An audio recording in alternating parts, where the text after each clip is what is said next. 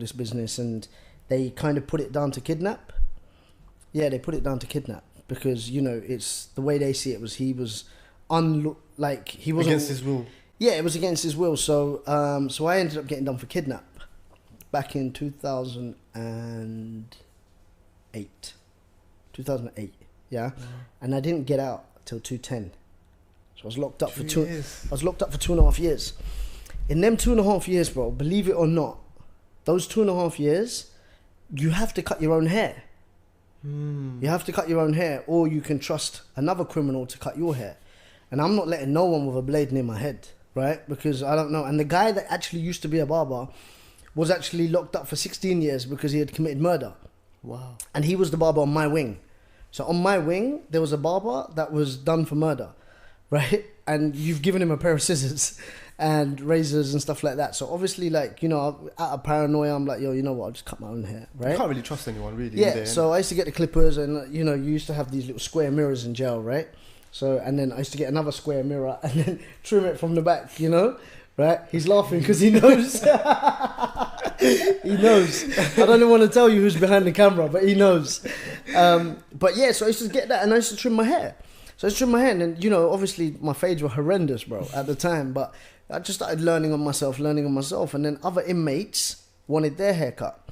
And then what they did is the screws in jail, they asked me, look, you don't have a job in jail.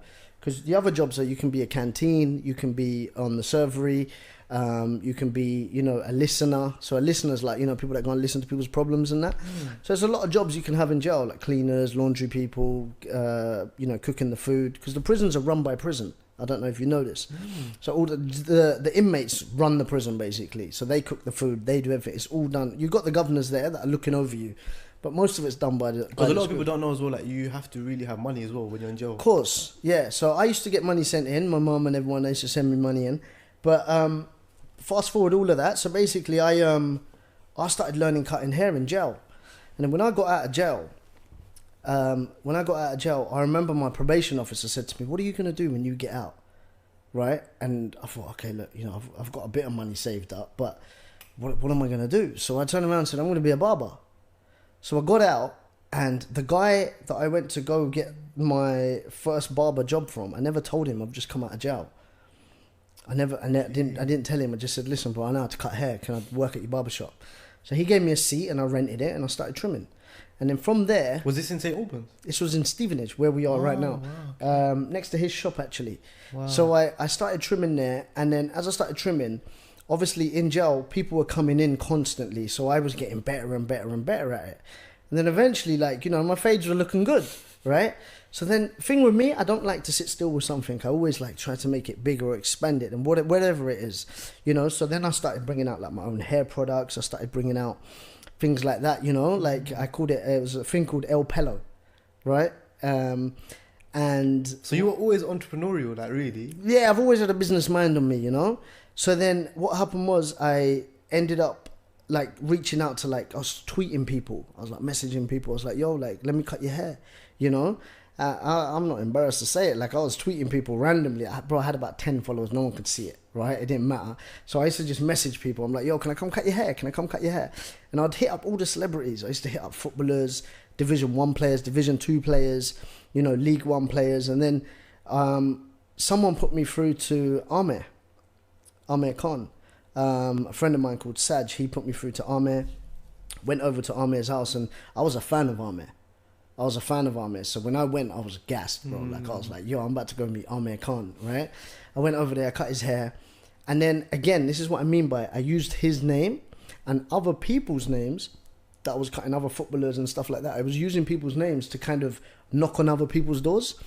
And then as I was knocking on other people's doors and stuff like that, people were getting me involved in events now. People were telling me, look, cut our hairs at the hotel, the away games, the football matches, stuff like that. And then what happened after that was one day, Adam Saleh was in town. He was in town and he needed a haircut. So I went and met him. What year was this? This is 2013 or 14. So I went and gave him a trim. Didn't think nothing of it. I knew who he was. So I went down there, went and gave him a trim and everything. And then he was like, "Oh, Naz, like, you know, I want to come to the UK and stuff like." And by this point, I had already made connections in the UK, like, you know, doing things like from boxing events and stuff like that, ticketing, but not to do like my own event and stuff like that. So I was basically winging it at this point. I went and done a couple of things for Adam. I put on a UK tour, and then from there, I kind of got so deep into the events game and the managerial side of things, where as the years started progressing on, I was bringing more people on. I built my own company, and then, you know, I built my own teams, my PR team, my marketing team, everyone. So I've kind of put everybody together, and I was like the head of it, like, you know, I was like the brain of it, if that made sense. So I just kind of put everything together, and this is what I mean by, like, when I get something, I don't like to sit still with it. I always think, like, how do I make this bigger? You know what I'm saying?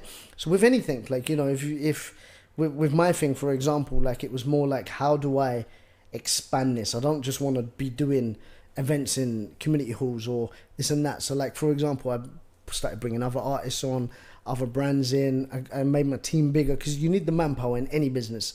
Like, no one can ever say, you know, it's just me and I do it. It's the help of everyone around you.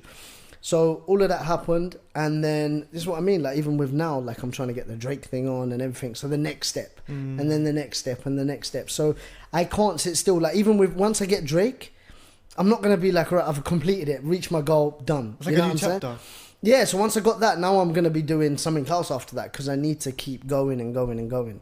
So that's basically the kind of background of where it all came from. So it actually came from the guy that I kidnapped. So it actually came from him. That's so crazy. yeah, man, it's mad. But this is going back years. Just to go back, Haven't been in trouble since, by the way. Oh, that's very good. I mean, why would you? You've Nah, built a life nah, for yourself. just, yeah, You've built a life for everything's- yourself. Kids changed me and everything. I can imagine. So let's go back a little bit, because you said that obviously you was cutting hair. You started getting a bit of a buzz, like your trims were starting to get good and stuff like that.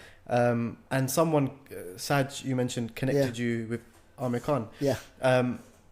So what actually made Amir Khan think, all right, I'm going to give this guy a chance? Like, Thing is, did you ever ask him? Nah, I never actually asked him.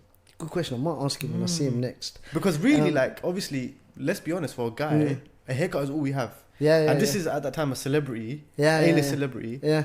and he's taking a risk, and that kind of opened doors from you early on.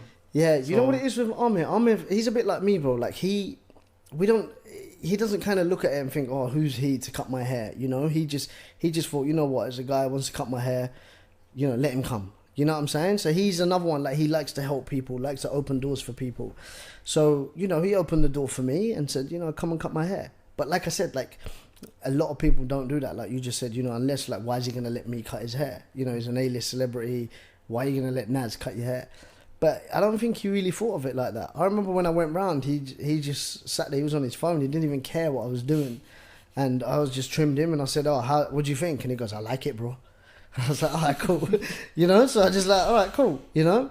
And then next time I went again, and then again and again and again. And I ended up flying out to all his fights, Vegas, New York, everywhere. And I would always give him his fight haircuts. Every fight he's had in the last, I'd say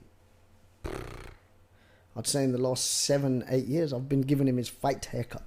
Wow. His actual fight haircut is mine. That's the money shot. That's haircut. the money shot, yeah. That's the money shot. So that's what I mean, man. You just, like, it's with any business, man. You just, once you got the few people and you can have that as a reference, you can reach out and knock on other people's doors, and it kind of gets easier and easier as you go along.